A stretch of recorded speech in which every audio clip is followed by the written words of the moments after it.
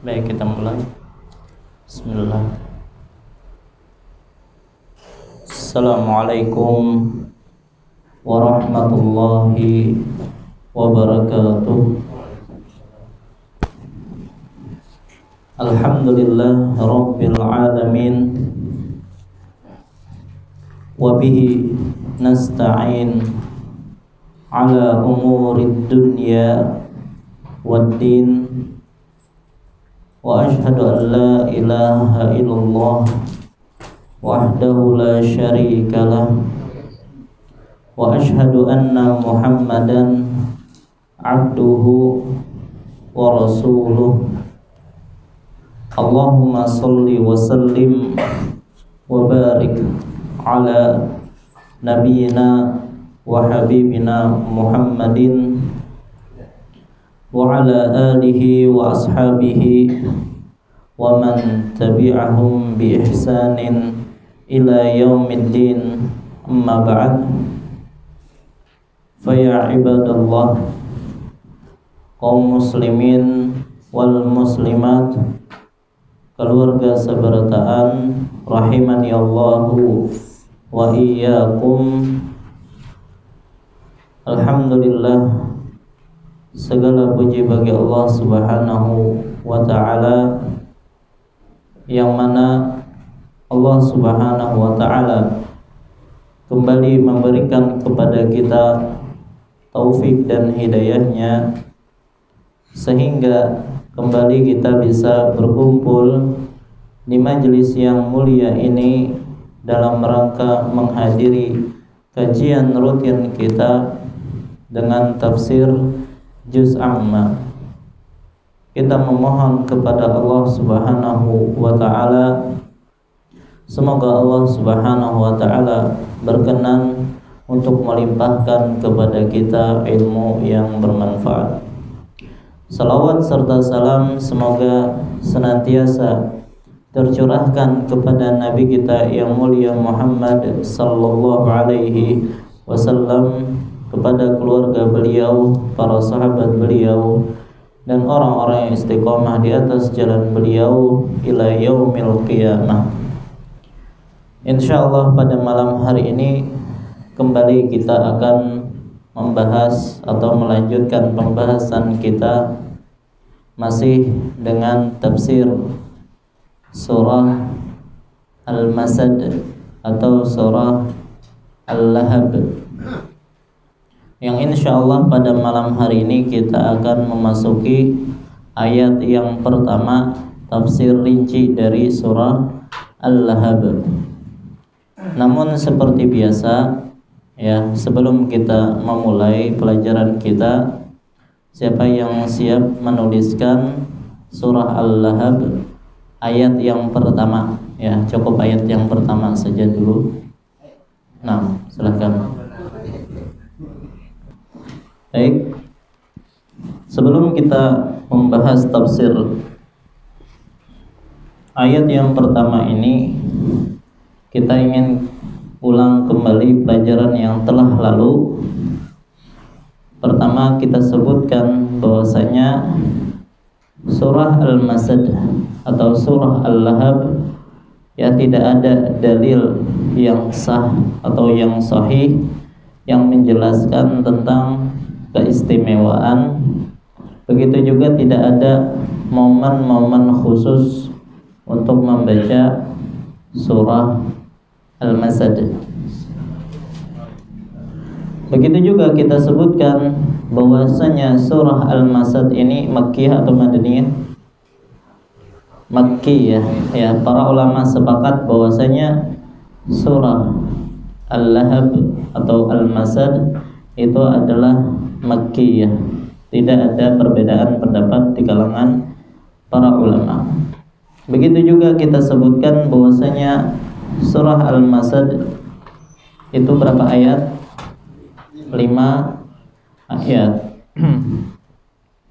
Kemudian juga kita tutup kajian pekan lalu tentang pembahasan kandungan global dari surah Al-Masad, yang intinya surah ini ya berisikan celaan dan ancaman dari Allah untuk Abu Lahab. Kenapa? Karena permusuhan yang keras terhadap Nabi Sallallahu Alaihi Wasallam itu juga sekaligus ancaman terhadap siapa? Istrinya. Ya, siapa istrinya Abu Lahab? Ummu Jamil, ya, atau Arwa, yang turut setia mendukung suaminya atas permusuhan terhadap Nabi dan juga dakwah Islam. Yang mana kita mengambil dua faedah kemarin. Yang pertama, ya, ini merupakan pelajaran bagi mereka atau siapapun yang memusuhi apa yang diturunkan oleh Allah Subhanahu wa taala kepada Rasulnya. Khawatir orang yang memusuhi apa yang diturunkan Allah kepada Rasulnya, ya, akan menimpanya sebagaimana yang menimpa Abu Lahab. Kemudian yang kedua, faedah yang kita sebutkan bahwasanya nasab hakiki atau kekerabatan yang hakiki yang bermanfaat kelak di akhirat adalah kekerabatan masalah keimanan. Ya. Adapun kekerabatan hanya sebatas nasab, maka itu tidak ada manfaatnya kalau seorang tidak bertakwa kepada Allah. Seseorang yang hanya bergantung kepada kemuliaan nasabnya sementara dia tidak beramal, maka tidak ada faedahnya. Di sini Abu Lahab memiliki kekerabatan yang dekat dengan Nabi Sallallahu Alaihi Wasallam. Beliau adalah paman Nabi, ya, tetapi ternyata, ya, tidak bermanfaat kekerabatan tersebut. Maka sekali lagi yang bermanfaat bagi seseorang itu adalah keimanan atau akidah yang dia miliki. Baik, maka hari ini kita akan lanjutkan kembali pembahasan kita. Kita memulai tafsir rinci dari surah Al-Lahab. Allah Subhanahu wa taala berfirman, tabbat yada abi lahabi wa tabb.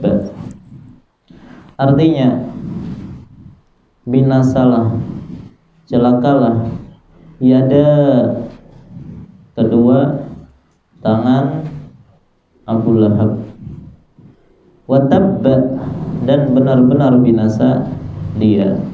Baik, kita akan jelaskan kata per kata. Kita mulai dari kata tabbat. Apa arti dari tabbat? Tadi kita sebutkan artinya apa? Binasa, celaka. Apakah cuma itu?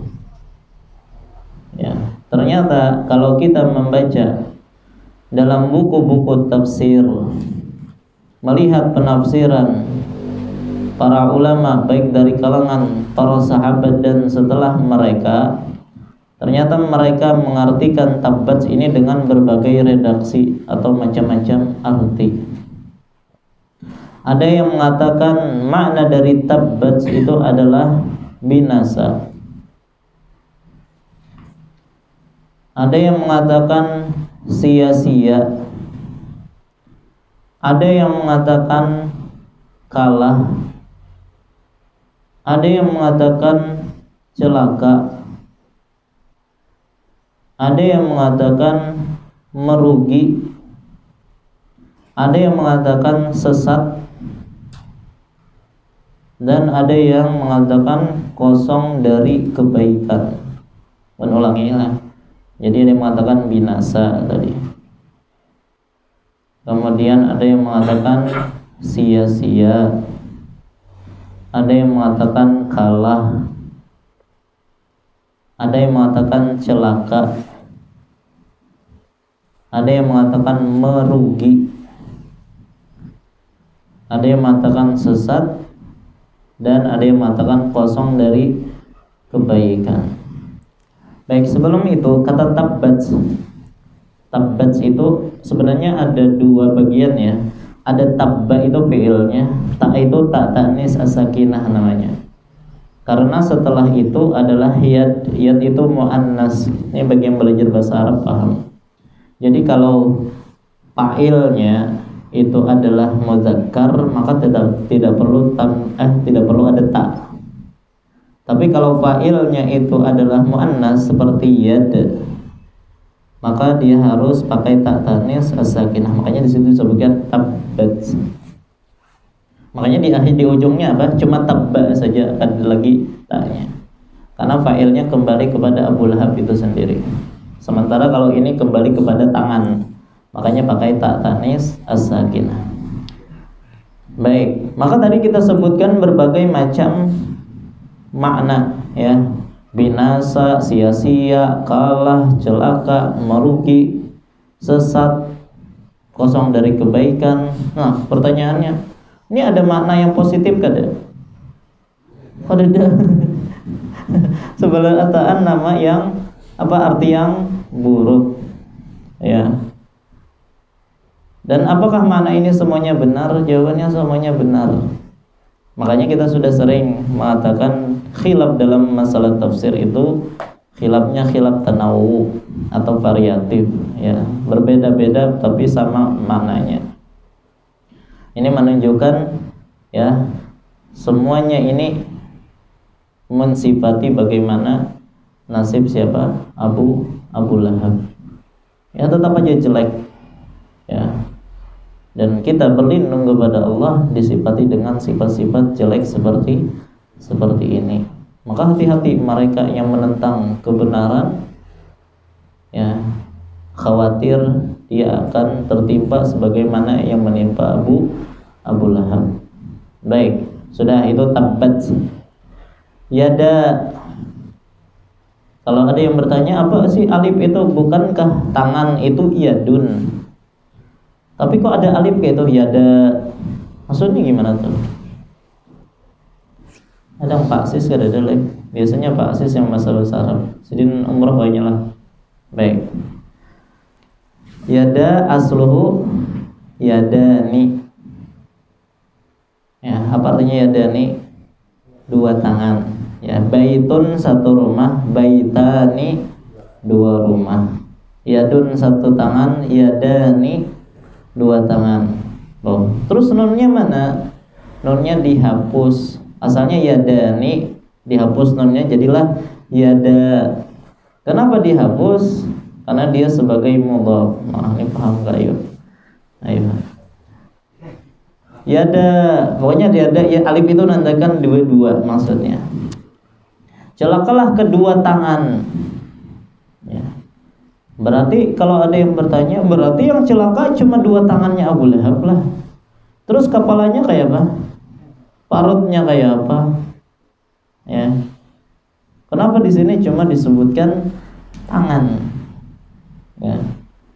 Maka ya bukan berarti yang celaka itu cuma tangan, tapi seluruh dirinya akan binasa. Ya, adapun yang dimaksud dengan tangan di sini adalah maksudnya perbuatannya siapa? Abu Lahab. Dan ungkapan dengan kata tangan karena ia merupakan alat untuk melakukan perbuatan ya. Mayoritas perbuatan kita ini dilakukan dengan tangan. Ya, makanya disebutkan tangan itu mewakili untuk seluruh dirinya. Nah, di antara bentuk perbuatan Abu Lahab ini sudah sering kita sampaikan. Disebutkan ketika Nabi SAW berdakwah di pasar-pasar, mengajak umat manusia serta berseru, ayuhan nas qulu la ilaha illallah tuflihu. Wahai manusia, katakanlah la ilaha illallah, niscaya kalian akan beruntung. Ya. Maka Abu Lahab itu berdiri di belakang Nabi Sallallahu Alaihi Wasallam sambil melempari ya, dengan batu, melempari Nabi SAW dengan batu sampai kaki Nabi SAW mengucurkan darah segar. Ya, kemudian tidak sampai di situ saja, ternyata dia juga mengatakan, ya, La tusaddiquh, jangan kalian percaya, fa innahu kadzdzab. Ya, sesungguhnya dia pendusta. Coba bagaimana tantangan dakwah Nabi SAW pada waktu itu sungguh luar biasa berat. Hari ini ya, ada ndak ustadz yang dilempari lawan batu? Ya, paling dipadahi ini itu. Ada sampai yang seperti itu. Dan Nabi SAW luar biasa tantangan beliau ketika berdakwah. Beliau diganggu oleh orang-orang kafir Quraisy. Ya, bukan hanya fisik beliau, tetapi beliau diganggu dengan mental beliau. Bukan hanya diri beliau, bahkan keluarga beliau pun diganggu. Makanya di antara gangguan orang-orang Quraisy kepada Nabi SAW, Ruqayyah dan Ummu Kulsum, ya kan, asalnya sebelum dinikahi oleh Utsman bin Affan itu menikah dengan anaknya Abu Lahab. Ya, kalau tidak salah namanya Utbah bin Utaibah, kalau tidak salah ya. Apa ya, setelah Nabi berdakwah, apa yang disuruh kepada Utbah dan Utaibah? Disuruh menceraikan putri-putri Nabi Sallallahu Alaihi Wasallam. Supaya apa, Jar? Supaya Nabi SAW lebih tersibukkan mengurusi putri-putrinya dan terlupakan dengan dakwah beliau. Tapi ternyata hal tersebut tidak ya memberikan pengaruh bagi Nabi SAW dan dakwah beliau. Begitu juga ya suaminya Zainab, siapa? Abul As bin Rabi, disuruh menceraikan Zainab juga, ya putri Nabi juga. Tapi ternyata Abul As tidak mau. Akhirnya tetap bersama Abul As, dan Abul As akhirnya masuk Islam. Baik, bukan hanya putra-putri Nabi, ya, ternyata paman beliau yaitu Abu Thalib pun diganggu oleh orang Quraisy. Padahal Abu Thalib ya belum masuk atau tidak masuk Islam, tapi tetap diganggu. Ya, belum lagi ketika Nabi SAW berdakwah ke kota Taif, ya beliau sudah dihina-hina. Setelah itu dilempari dengan batu. Ya, betapa berat dakwah Nabi SAW. Ya, penuh dengan cobaan. Baik. Nah, itulah ya di antara bentuk perbuatan Abu Lahab dengan tangannya, ya melempari Nabi SAW dengan batu. Ya, yang itulah yang menyebabkan dia celaka. Baik, itu tiada. Kemudian Abi Lahab. Di sini pakai ya, terkadang pakainya Abu Lahab. Ya, terkadang Aba Lahab. Sebagaimana Abu Hurairah, Aba Hurairah, Abi Hurairah. Nah, itu ada fungsinya atau ada tempat masing-masing kapan pakainya Abu, pakainya Abi, pakainya Aba. Abi Lahab, apa artinya Abi Lahab? Ayahnya Lahab. Nah, pertanyaan, apakah Abu Lahab punya anak yang namanya Lahab? Kan Abu Lahab ayahnya Lahab, kan kunyah ini namanya kan. Baik, pertanyaannya, ayahnya Lahab, berarti apakah Abu Lahab punya anak bernama Lahab? Apa artinya Lahab? Coba ayat ketiga dari surah ini. Saya naran zata lahab, ya, dia akan masuk ke dalam neraka yang memiliki api yang menyala-nyala. Jadi lahab itu artinya api yang menyala-nyala, atau yang menyala-nyala artinya lahab itu. Jadi kenapa dinamakan Abu Lahab dengan nama Abu Lahab? Padahal dia tidak memiliki anak yang bernama Lahab. Maka ada dua alasan yang disebutkan. Yang pertama, sebab tempat kembalinya kelak adalah neraka yang apinya menyala-nyala. Jadi Lahab itu artinya menyala-nyala. Nah, jadi kada usah gin anak diberi nama Lahab, nyala-nyala. Baik. Itu alasan yang pertama. Ada juga yang mengatakan sebab dinamakan dengan Abu Lahab dikarenakan Lahab itu bisa juga artinya bersinar, terang gitu kan. Dikarenakan wajahnya Abu Lahab itu berwarna merah, terutama bagian pipinya. Jadi kayak bermake up tuh. Ya, jadi bungas sebenarnya siapa? Abu Lahab tuh ganteng. Ya, makanya di dalam riwayat yang lain disebutkan Abu Lahab itu agak juling tapi ganteng ya. Bungas orangnya. Ya. Tapi kok orang yang sejahat ini kok bisa ganteng gitu ya?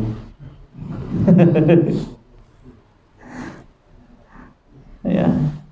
Namun kita sebaik sudah tapi muhanya pas-pasan. Ya. Tapi ternyata Abu Lahab yang sejahat ini tampan sekali gitu ya. Maka di sini memberikan kita pelajaran bahwasanya yang namanya kegantengan wajah atau kecantikan wajah itu tidak bermanfaat di sisi Allah Subhanahu wa taala jika tidak diiringi dengan kegantengan atau kebersihan hati. Ya. Jadi ulangi, kegantengan wajah, kecantikan wajah itu tidak ada manfaatnya di sisi Allah Subhanahu wa taala kalau tidak diiringi dengan kegantengan atau kecantikan hati. Terus ada yang bertanya, berarti kada boleh lebih isi bini yang cantik? Hebat kalian. Ya boleh saja. Ya, tapi cantiknya jangan hanya lahiriah, tetapi juga harus batinnya ya. Jadi cantik lahir dan batin. Ya. Jangan karena memandang fisik saja ya, tidak peduli dengan akhlaknya, tidak peduli dengan agamanya. Kalau seseorang harus memilih antara cantik fisik tapi buruk akhlaknya, atau wajah pas-pasan ya tapi bagus agamanya, pilih yang mana? Ya, yang cantik tapi kan ada pilihan ketiga. Saya itu harus.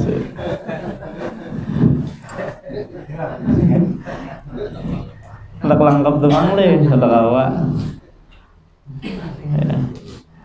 Ya, dan petunjuk Nabi SAW dalam masalah ini, fazfar bidzatid din taribat siyadak.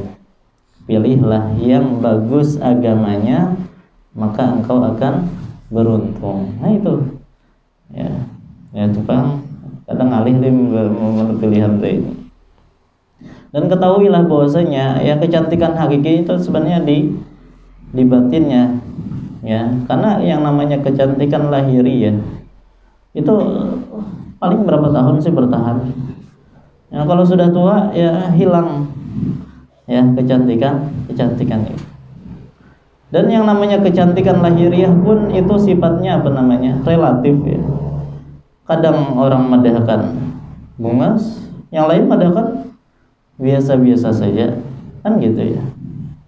Makanya sebagian tuh ada yang memberikan nasihat, kalau mencari istri itu carilah istri yang cantiknya itu mukhtalafun fi, jangan muttafaqun alaih. Artinya kecantikannya itu yang diperselisihkan, jangan yang disepakati. Yang penting bagi kita cantik gitu kan.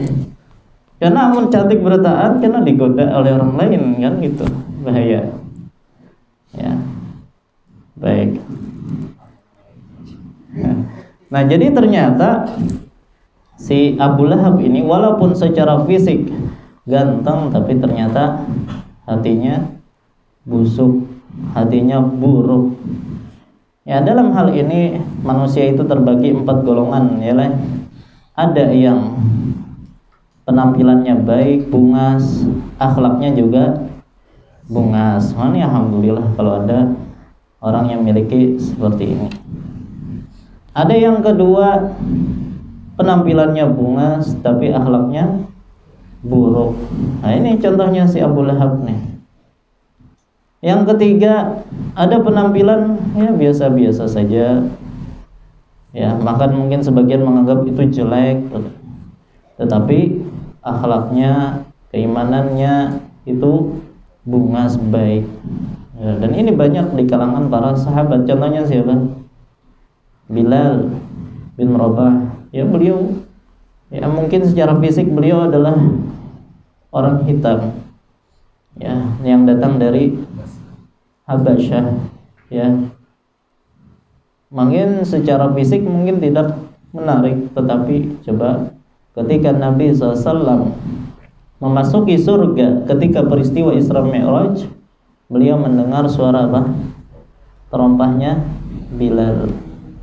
Nah, ini kemuliaan ya. Jadi walaupun fisik ya tidak menarik, tetapi kalau keimanan itu yang menjadi patokan. Dan yang paling buruk apa? Sudah sudah mau kada baik ya kada baik, kada menarik ya, akhlaknya pulang buruk. Ini yang paling parah. Baik, maka dari sini kita mengetahui bahwasanya yang menjadi patokan itu adalah kebaikan batin ya. Artinya janganlah seseorang menilai orang lain hanya dari lahirnya saja ya. Makanya ada perkataan jangan menilai buku hanya dari covernya ya, sampulnya. Begitu juga ya, jangan tertipu dengan penampilan lahir ya, kalau ternyata batinnya itu rusak. Dan inilah yang diisyaratkan oleh Nabi SAW dalam sabda beliau, innallaha la yanzuru ila suwarikum wala amwalikum. Sesungguhnya Allah Subhanahu wa ta'ala tidak melihat kepada suwarikum, bentuk fisik kalian, tampang kalian, itu Allah tidak melihat. Ya, begitu juga Allah tidak melihat kepada harta kalian.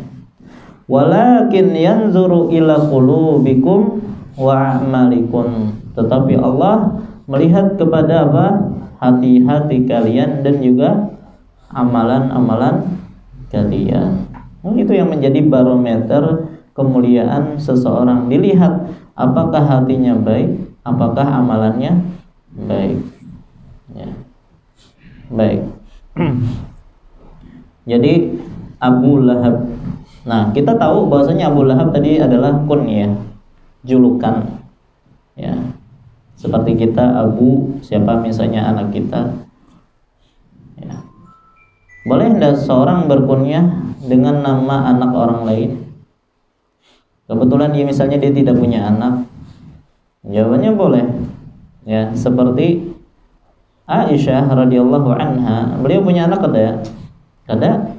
Tapi kunyah beliau adalah Ummu Abdillah. Nah, Abdillah ini siapa? Keponakan beliau, anak dingsanak sidin.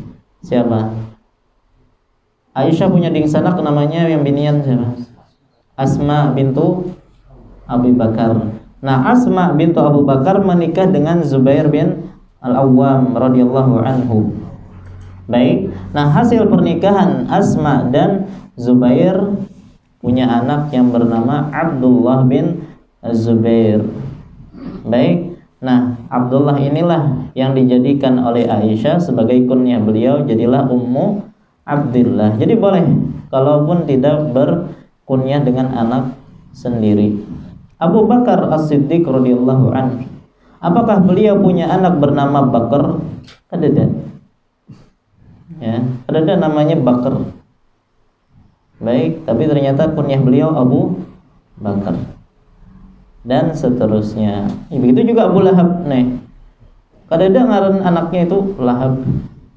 Baik. Nah, siapakah ngarannya Abu Lahab? Yang bujurnya, lain kunyahnya. Dan kenapa yang disebutkan dalam Al-Quran itu bukan ngarannya, tapi justru kunyahnya. Sementara kalau nama-nama nabi seperti Nabi Muhammad, beliau kunyahnya siapa? Abul Qasim. Tapi di dalam Al-Quran ternyata disebutkan Muhammad atau Ahmad, tidak disebutkan Abul Qasim. Begitu juga nama-nama nabi yang lain, Musa lah, Isa lah, Ibrahim lah, semuanya dengan nama-nama mereka dan tidak ada yang disebut dengan julukan mereka. Nah, kenapa Abu Lahab di dalam surah ini disebutkan dengan julukan?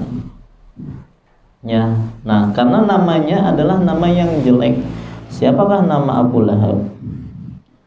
Ngaran Abu Lahab itu adalah Abdul Uzza. Abdul Uzza. Apa artinya Abdul Uzza? Abd itu apa? Abdul itu apa artinya? Abdul, hamba. Al-Uzza, berhala. Uzza, dikira apa Al-Uzza itu bagusnya, ngaran berhala itu. Jadi artinya hambanya berhala Uzza itu bagus atau enggak? Nah, kada bagus. Maka disebabkan karena namanya kada bagus, akhirnya kada disebutkan oleh Allah di dalam Al-Quran. Akhirnya hanya disebutkan kunyahnya, yaitu Abu Lahab. Baik. Maka dalam hal ini juga kita bisa mengambil pelajaran agar berhati-hati dalam memberi nama. Ya, jangan sembarangan memberi nama. Ya, apalagi kalau itu mengandung kesyirikan. Ya, kita sepakat bahwasanya abdun atau hamba itu tidak boleh diidhofahkan, disandarkan kecuali kepada nama Allah. Ya, makanya nama-nama yang banyak tersebar ya di tempat kita, contohnya Abdul Khair, ini ngaran urun seorang itu kada boleh karena Al Khair bukan nama Allah, jadi terpaksa diganti dengan Abdul Bar. Ya, dan Abdul Khair banyak boleh. Ada Abdul Khair tukang gigi, ya. Ada Abdul Khair tukang sayur, enggak ada Abdul Khair juga tuh. Ada tukang juga macam-macam Abdul Khair. Nah itu kada boleh, harus diganti yang seperti ini. Atau Abdul Manaf. Ya, Abdul Manaf itu kakek Nabi yang berapa itu? Muhammad bin Abdullah bin Abdul Muttalib bin Hashim bin Abdul Manaf, ya, kakek keempat. Atau Abdul Muluk, ya, hambanya raja-raja. Atau Abdul Rahmad, ya, jadi bukan Abdul Rahman tapi Abdul Rahmad pakai dal di akhirnya. Abdul Qadir enggak ada apa-apa, Al Qadir nama Allah. Abdul Hayat, Abdul Haris, ya, Haris bukan nama Allah. Abdul Muttalib gimana? Muttalib nama Allah atau bukan? Bukan. Walaupun ini ada cerita kenapa Abdul Muttalib siapa dulu? Kakek Nabi SAW. Ya, Abdul Muttalib itu ada ceritanya, ya, karena Abdul Muttalib anaknya siapa? Hashim. Ya, Hashim punya dingsanak namanya Muttalib. Nah, ketika Hashim itu punya anak yang bernama Syaibah di Madinah, Abdul Muttalib hanya tahu kalau dingsanaknya tuh punya anak di Madinah. Nah, ketika ketika Muttalib ini menjemput keponakannya bernama Syaibah, maka dia bonceng di belakang. Ya. Maka orang-orang tidak tahu kalau dia punya anak. Ya, artinya tidak tahu siapa ini. Maka akhirnya mereka menyangka itu adalah budaknya Muttalib. Akhirnya dipanggillah Abdul Muttalib. Ya, padahal namanya Syaibah. Jadi Abdul Muttalib kakek Nabi itu namanya Syaibah, tapi dikenalnya dengan Abdul Muttalib, hambanya Muttalib. Nah, terus boleh kada kita bernama Abdul Muttalib? Ya, secara nama, ya, maka jangan, karena maknanya itu hamba si Muttalib. Ya, tinggalkan. Baik, begitu juga Abdul Syafi'i. Apa artinya Abdul Syafi'i? hambanya Imam Syafi'i, oh jangan ya, dan semisalnya itu jangan ya. Baik, itu Abi Lahab. Dan yang terakhir adalah watab. Tabbat sudah, yada sudah, Abi Lahab sudah, watab. Nah ini tanpa taknis as-sakinah, karena watab dan celakalah dia. Siapa celaka di sini? Abu Lahab, maka tanpa perlu taknis. Berarti seolah-olah di sini ada pengulangan ya, celaka kedua tangan Abu Lahab, kan maksudnya celaka Abu Lahab. Ternyata di ujung ayat disebutkan juga watabba, dan celakalah ia. Nah, kenapa di dalam ayat ini kecelakaan terhadap Abu Lahab disebutkan dua kali? Ada yang mengatakan yang pertama itu ya, tabbat yada Abi Lahab, itu doa keburukan bagi siapa? Abu Lahab. Sementara di ujung ayat itu adalah pengabulan terhadap doa tersebut. Artinya seolah-olah semoga Abu Lahab itu celaka. Oh, ternyata benar-benar dia celaka ya. Itu penafsiran atau sebab pertama diulangnya kecelakaan bagi Abu Lahab. Ada juga pengulangan kata tersebut yang merupakan bentuk penekanan taukid ya, penegasan bahwasanya Abu Lahab itu benar-benar akan celaka ya. Bayangkan ya, miliaran orang membaca, kalau ini doa ya, berarti mendoakan Abu Lahab dengan kecelakaan. Baik, kira-kira dalam sehari ini orang yang membaca surah Al-Lahab itu berapa? Bisa ribuan, bisa jutaan. Ya, ulun tadi Isya membaca surah Al-Lahab. Ya kan? Dan ini mulai sejak di zaman Nabi sampai sekarang tidak berhenti orang membaca doa ini atau membaca surah ini. Ya, ini kehinaan yang Allah berikan bagi Abu Lahab baik di dunia maupun di akhirat. Baik. Maka di sini ya, penyebutan kecelakaan, kebinasaan bagi Abu Lahab itu merupakan hal yang santun atau kasar gitu ya. Nabi SAW pada umumnya beliau bersifat santun ya dalam perkataan beliau. Tetapi ternyata dalam ayat ini Nabi SAW menyebutkan dua kecelakaan bagi siapa? Abu Lahab. Apakah Abu Lahab memang pantas untuk disebutkan dengan kasar seperti itu? Jawabannya sangat pantas. Sangat pantas. Sebab Abu Lahab itu menghalangi manusia untuk mendengarkan dakwah Rasulullah sallallahu alaihi wasallam. Dialah orang yang menyebarkan isu macam-macam. Di antaranya adalah menyebarkan isu bahwasanya Nabi SAW itu kadzab. Kalau sudah dikatakan seperti itu, banyak orang yang tidak mau mendengarkan Nabi SAW. Dialah yang menyebarkan isu bahwasanya Nabi SAW majnun, gila. Maka apa yang diharapkan dari orang yang gila? Maka orang pun banyak yang menjauhi dakwah Nabi Sallallahu Alaihi Wasallam. Padahal sebelum itu Nabi SAW dikenal oleh orang-orang Quraisy sebagai Al-Amin, orang yang dipercaya. Tapi disebabkan karena isu yang disebarkan oleh paman beliau sendiri, akhirnya banyak orang menggelari Nabi SAW dengan gelar-gelar yang buruk. Maka sungguh pantas seseorang yang seperti itu ya diberikan sebutan-sebutan yang kasar bagi dia.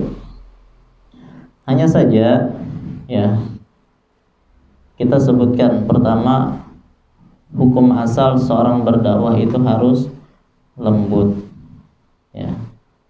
Makanya Allah Subhanahu wa taala berfirman, "Walau kunta fazzan ghalidhal qalbi lam faddu min haulik." Wahai Muhammad, kalau seandainya engkau adalah orang yang kasar ya, atau keras hatinya, maka orang-orang akan kabur dari sekelilingmu. Ya, maka hukum asal seorang dai itu harus memiliki sifat yang lembut. Tetapi terkadang sikap ya keras itu perlu dipraktekkan atau diterapkan kalau dalam kondisi tertentu. Makanya Al-Imam Sufyan Ats-Tsauri rahimahullah pernah berpesan, la ya'muru bil ma'rufi wa la yanha 'anil munkari illa man kana fihi khisalun salasah. Tidak boleh seseorang beramar ma'ruf. Apa itu amar ma'ruf? Memerintahkan kepada yang baik, yang mengajak kepada kebaikan, dan juga ya bernahi mungkar, mencegah kemungkaran. Artinya tidak boleh seseorang beramar ma'ruf dan nahi mungkar kecuali seseorang yang memiliki 3 sifat, kata beliau. Yang pertama, rafiqun bima ya'mur wa rafiqun bima yanha. Lemah lembut ketika menyuruh dan lemah lembut ketika melarang. Itu hukum asal sifat seorang dai, memiliki sifat lemah lembut. Yang kedua, adil. Ya, adil ketika menyuruh dan adil ketika melarang. Kemudian yang ketiga, alim. Apa itu alim? Berilmu, ya, memiliki ilmu tentang apa yang ia suruh dan memiliki ilmu tentang apa yang ia larang. Jangan sampai seseorang kadada ilmunya akhirnya menyuruh orang padahal itu tidak atau bukan merupakan kebaikan, melarang seseorang padahal itu adalah kebaikan. Maka seorang yang beramar ma'ruf nahi mungkar harus berilmu. Baik. Maka sekali lagi seorang dai harus memiliki sifat lemah lembut. Jangan sampai manusia itu menjauh dari dakwah ini hanya gara-gara cara kita yang keras dalam menyampaikan.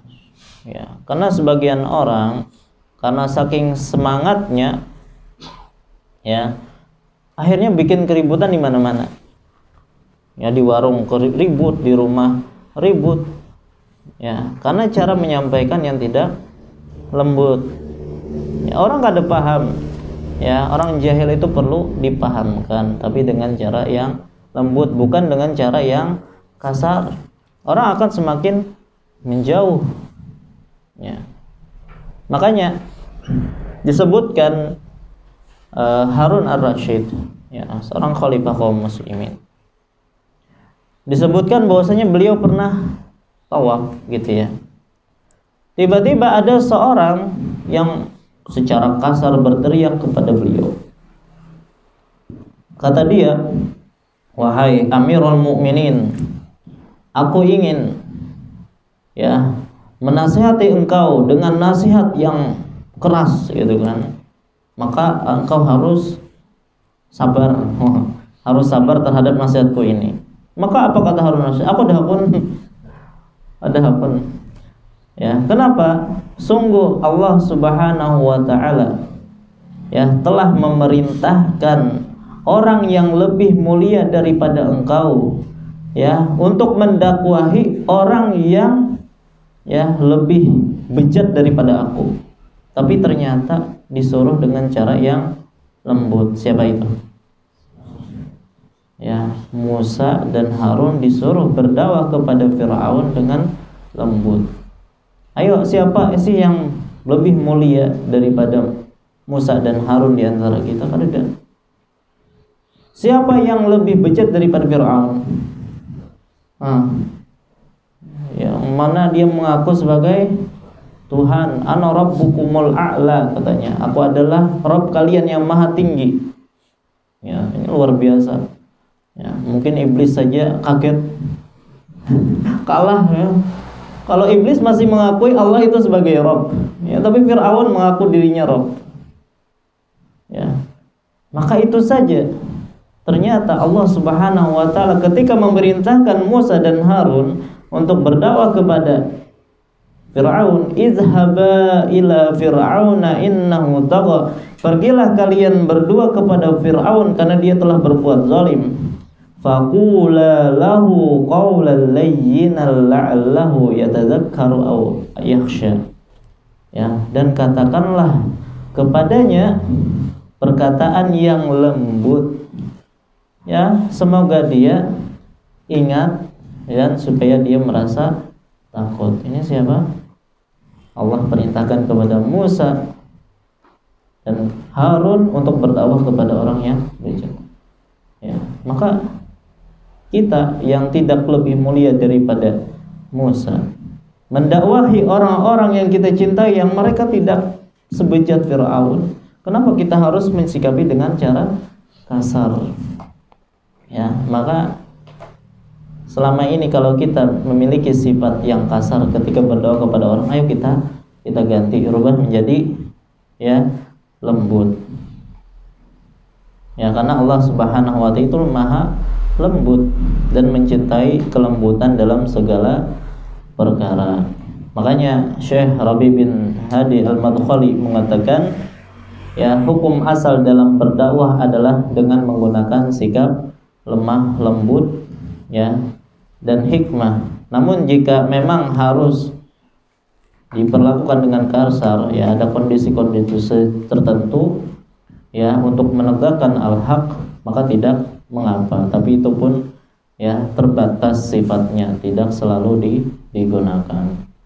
Baik, nah inilah ya mungkin yang bisa kita sampaikan berkaitan tentang tafsir ayat yang pertama dari surah Al-Lahab. Nah, insyaallah pada pertemuan yang akan datang kita akan sambung dengan ayat yang kedua yang bunyinya ma aghna anhu maluhu wa ma kasab. Ya, nah bagaimana tafsirnya insyaallah kita sampaikan pada pertemuan yang akan datang. Ini yang bisa ulun sampaikan, salah khilaf mohon maaf. Kalau ada yang ditanyakan ulun persilahkan. Subhanakallahumma bihamdika asyhadu an la ilaha illa anta astaghfiruka wa atubu ilaik. Assalamualaikum warahmatullahi wabarakatuh.